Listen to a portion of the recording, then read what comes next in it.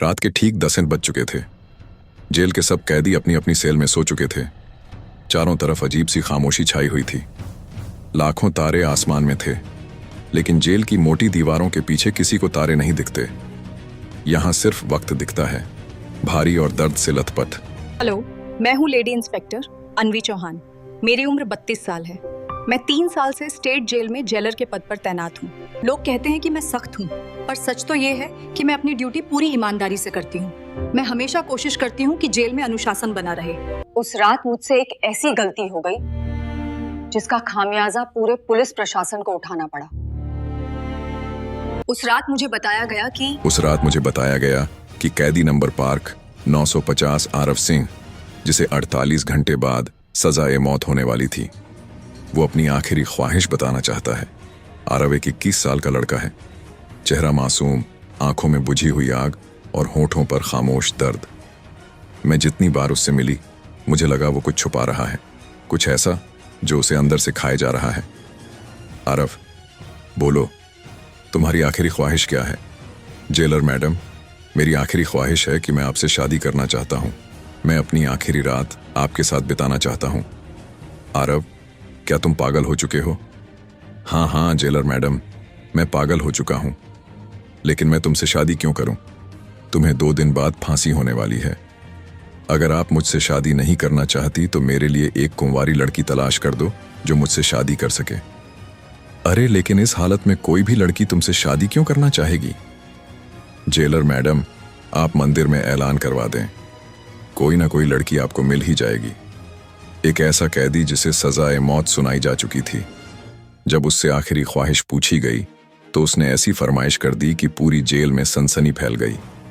उसने कहा, मेरी ख्वाहिश है कि अपनी जिंदगी की आखिरी रात एक कुंवारी लड़की के साथ गुजारूं जो अपनी रजामंदी से मेरी दुल्हन बने। क्या कोई लड़की इसके लिए तैयार होगी? क्या सच में उसकी यह ख्वाहिश पूरी हो सकती थी?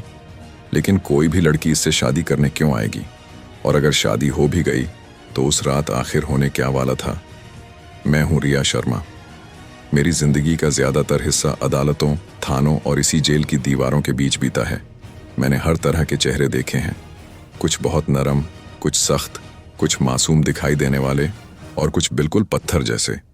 लेकिन कैदी नंबर 950 आरव ने मुझे एक अलग ही उलझन में डाल दिया था। वो बाकी कैदियों जैसा नहीं था। उसकी आंखों में गहरी उदासी थी और चेहरे पर ऐसा सुकून जैसे सब समझकर भी चुपचाप सब्र से बैठा हो। वो सिर्फ 21 साल का था। यही सोचकर दिल उदास होता था कि जिस लड़के ने अभी दुनिया को ठीक से जाना भी नहीं, उसे अब दुनिया छोड़नी पड़ेगी।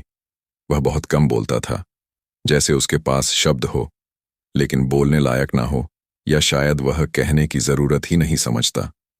कई बार मेरे मन में आता कि उसे पूछूं, आरव, तुमने ऐसा कौन सा गुनाह किया कि सजाए मौत मिल गई? लेकिन उसके चेहरे पर बिखरी हुई मायूसी मेरे होठों को रोक देती। पुलिस की नौकरी ने मुझे सख्त जरूर बनाया है, लेकिन आरव के सामने जाने क्यों दिल थोड़ा नरम पड़ जाता था। मैं यह भी जानती थी कि कैदियों के साथ निजी रिश्ता बनाना मना है। कानून इस बारे में बहुत सख्त दो है। फिर भी अंदर कहीं कोई सवाल बार बार उठता, क्या यह लड़का सच में मुजरिम है या हालात ने इसे यहां ला खड़ा किया? इन्हीं उलझे हुए ख्यालों के बीच मुझे आज एक खास आदेश मिला था। एक ऐसा आदेश जो सिर्फ आरव की आखिरी ख्वाहिश ही नहीं, बल्कि आने वाले दिनों में पूरी जेल को हिला देने वाला था। 2 दिन बाद कैदी नंबर 950 को सजाए मौत दी जानी थी।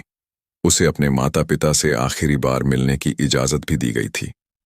यह खबर सुनते ही मेरे मन में एक अजीब सी बेचैनी फैल गई। जेल का माहौल हमेशा सख्त रहता था, लेकिन आज हवा में अजीब सी उदासी और डर दोनों घुले हुए थे। मुझे पता था कि सज्जा मौत पाने वाले हर कैदी को अपनी आखिरी ख्वाहिश बताने का हक होता है, चाहे वह कोई खास खाना हो, किसी से मुलाकात हो या कोई और साधारण सी तमन्ना। लेकिन किसी ने भी कभी इतनी अनोखी ख्वाहिश नहीं रखी थी जैसी बाद में आरव ने की। आरव जब अपनी मां से मिला तो वह दृश्य दिल दहला देने वाला था। उसकी मां उसे गले लगाकर फूट फूट कर रो पड़ी थी। वह बार बार कह रही थी, तू बेगुनाह है बेटा, तू बेगुनाह है। उसके विश्वास ने मुझे अंदर तक हिला दिया। सजा सुनाई जा चुकी थी, फिर भी आरव की मां के दिल में पूरा भरोसा था कि कोई चमत्कार होगा। कोई रास्ता निकलेगा। उसी दिन मुझे आदेश मिला कि मैं आरव से उसकी आखिरी ख्वाहिश पूछूं।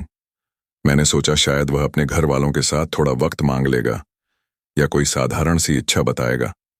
जब मैं उसके सामने गई तो उसके चेहरे पर एक अजीब सा सुकून था, जैसे सब पहले से सोच रखा हो।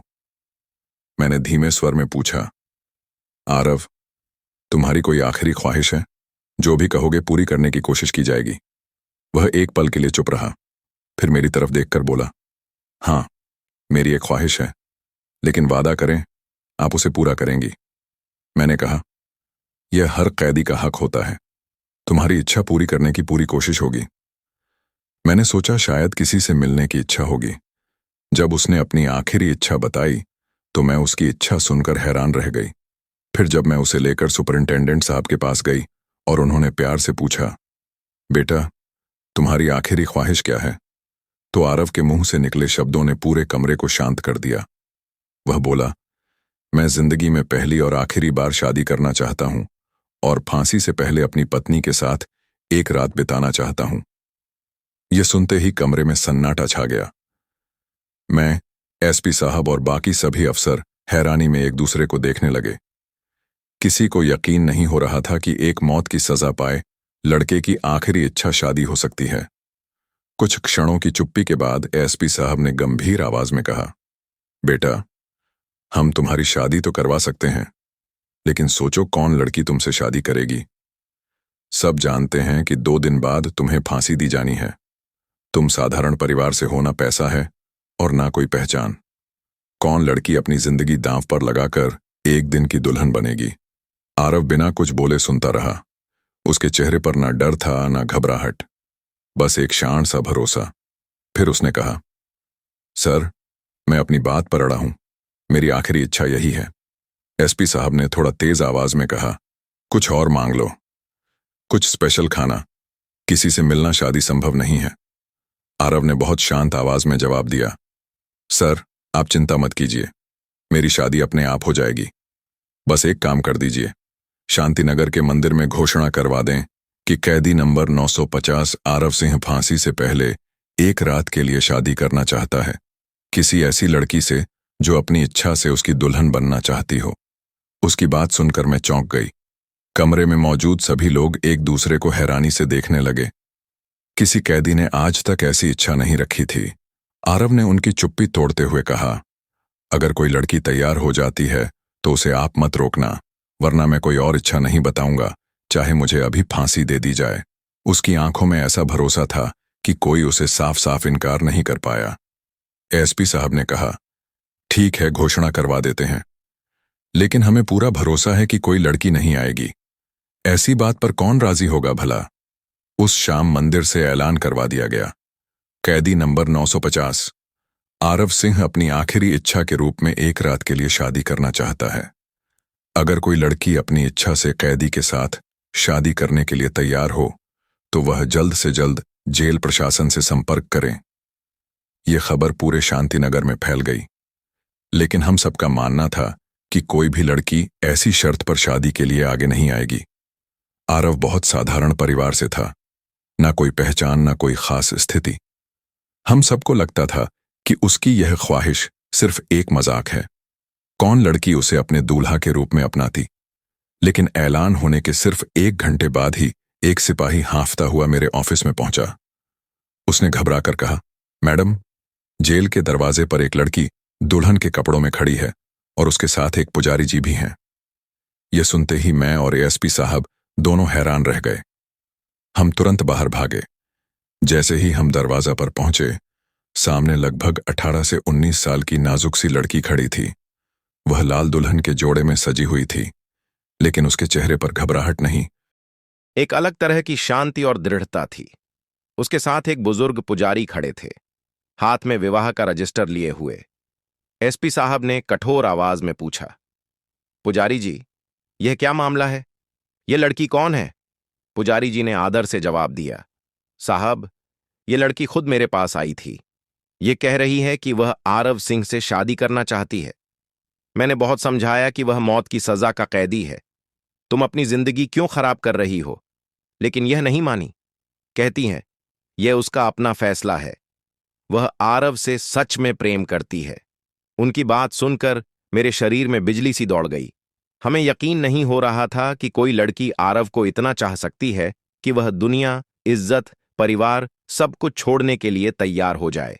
लेकिन कानून कहता है कैदी की आखिरी इच्छा पूरी की जानी चाहिए, इसलिए हमने अनुमति दे दी।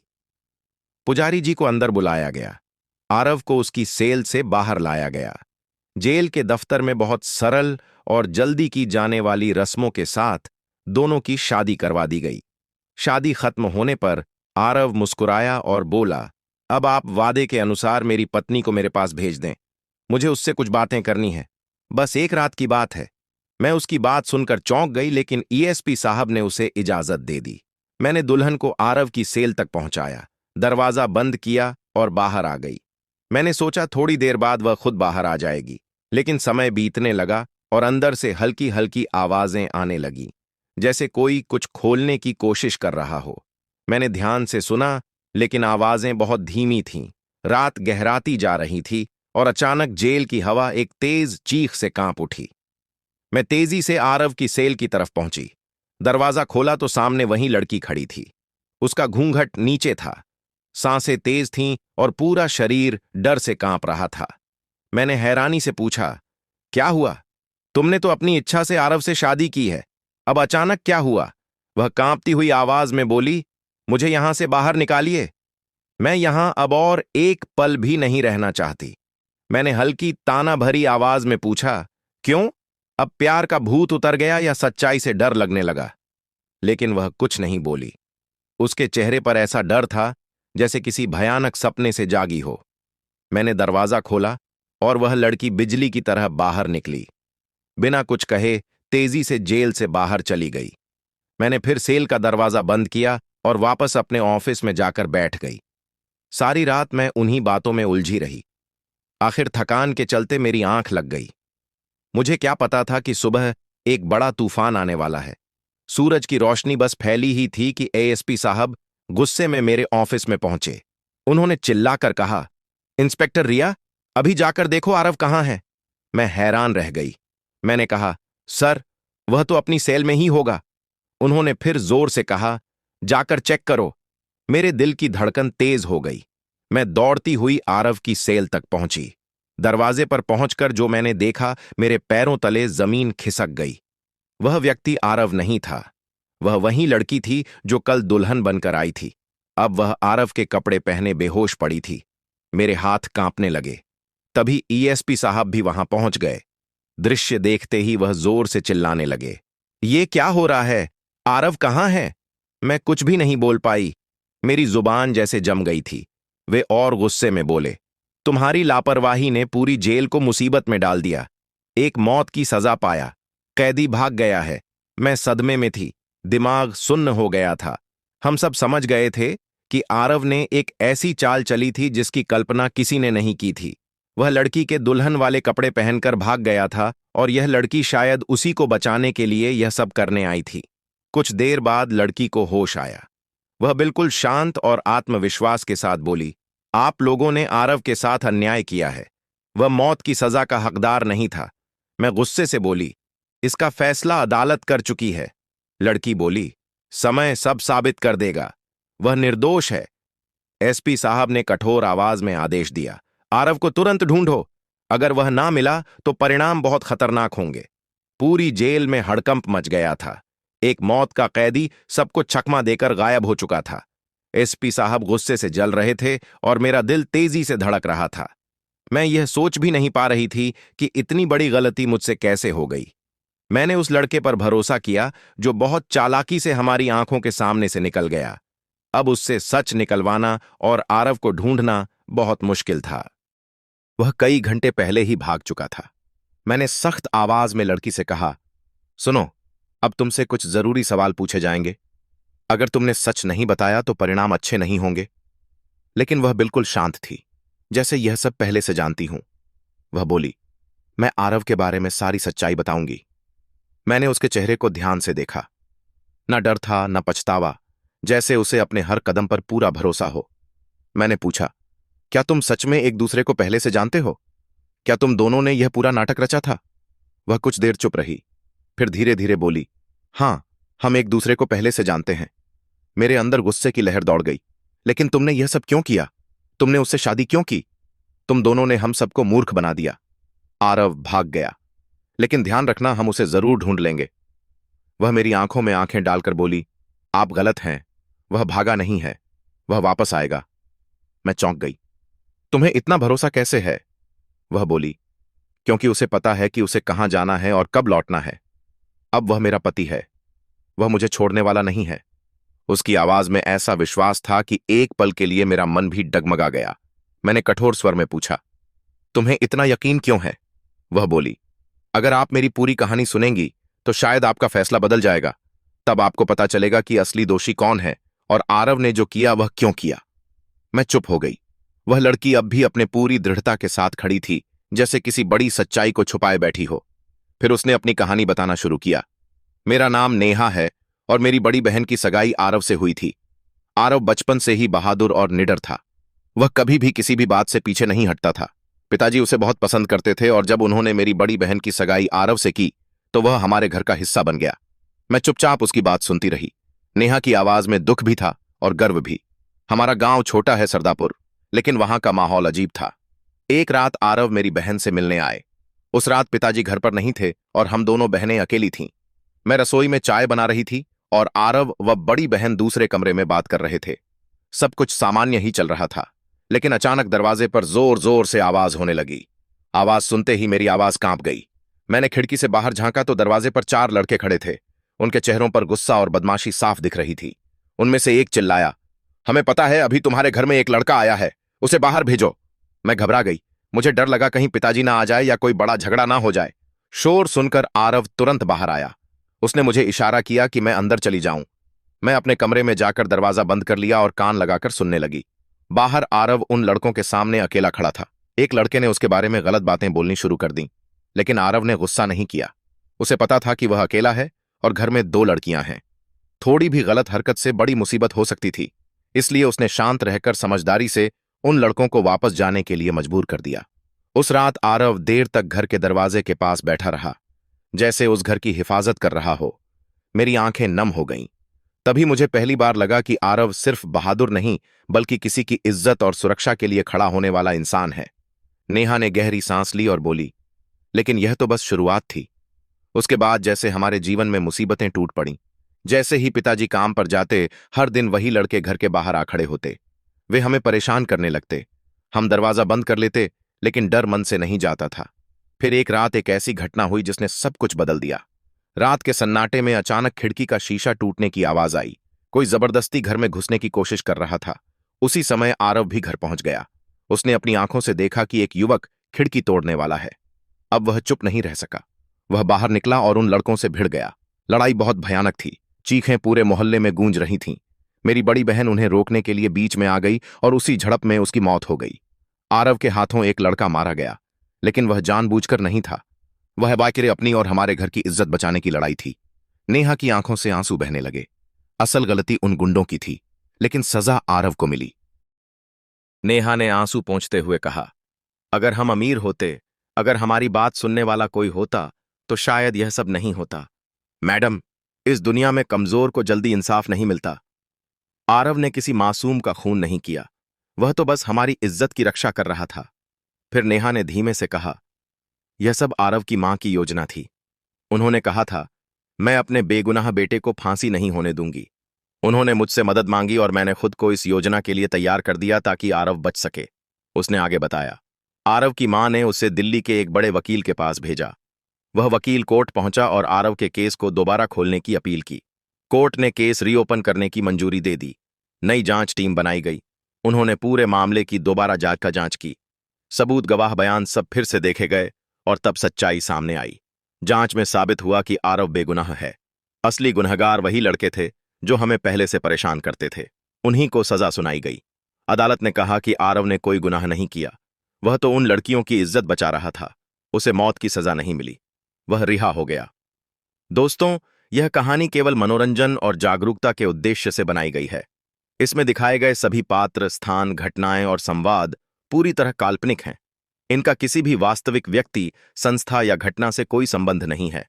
कृपया इसे सिर्फ एक कहानी की तरह देखें और इसका आनंद लें। हमारा उद्देश्य किसी की भावनाओं एक को ठेस पहुंचाना नहीं है।